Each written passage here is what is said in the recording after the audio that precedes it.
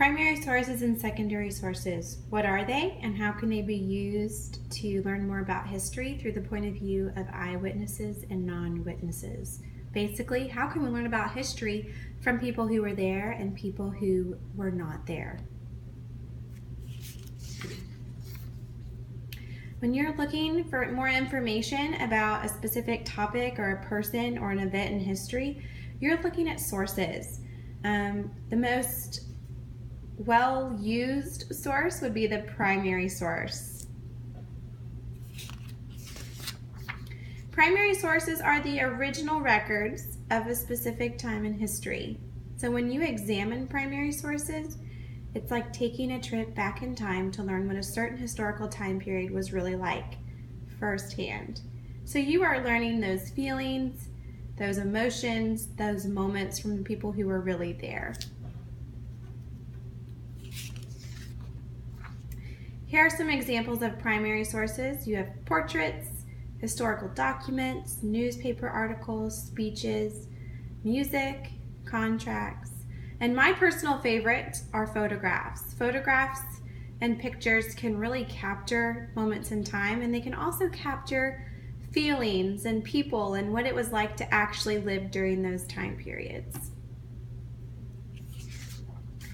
Here are three primary sources that give us a closer look at immigration on Ellis Island. The first one you will see is of the registry room in the main immigration building in 1906. This is where people would come and wait to be registered into the United States. This middle photograph, we have an Ellis Island nurse who was giving a child a bath, most likely for sanitation purposes. And lastly, you have a photo of a Polish immigrant arriving at Ellis Island. This picture kind of gives us a really cool look at what it was like to travel to a new place. Notice he is carrying a trunk, which gives us a really good indicator that this is probably everything he has to move to the United States, which could lead us into think that what a great, difficult trial this was for many people to move to a new place. Secondary sources are often written or created after a moment has happened. So secondary sources are not the work of people who were present, but they will probably use information from those primary sources to help build their evidence, but they'll throw in a lot of opinion and argument about that moment. These are some really good examples of secondary sources: encyclopedias, textbooks, biographies. Biographies are books written about people and what it was like to be them, not to be confused with autobiographies, which are actually written by the people about themselves. A secondary source about Ellis Island, this is an article that gives us a look at what it was like as a day in the life of an immigrant, but you do have more of that outside secondary opinion, not necessarily those firsthand accounts. Speaking of firsthand accounts, oftentimes primary sources that are written or spoken are referred to as firsthand accounts because it's what you're being told firsthand about something that's happening. So the example we have here is a trip on the Mayflower. You'll see it's written in first person. I was so happy when we finally arrived. Our new home held so much promise.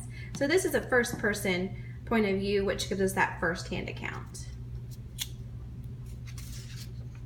Secondhand account is often what secondary sources are referred to.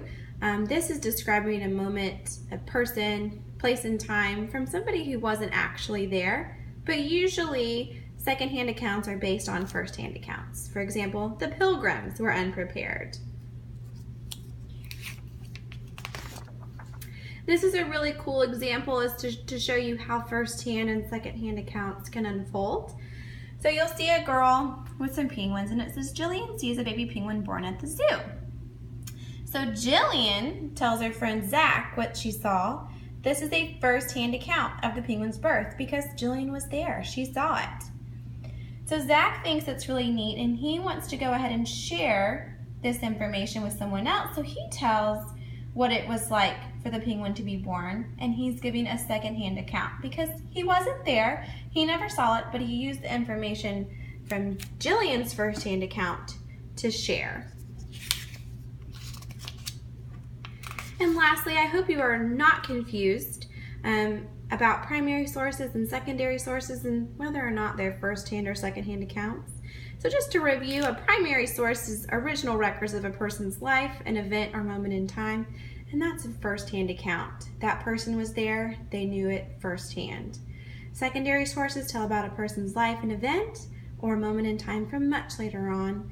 Secondhand account because they weren't there. Secondary sources, secondhand account is an easy way to remember it. I hope you are much more clear on the differences between primary sources and secondary sources.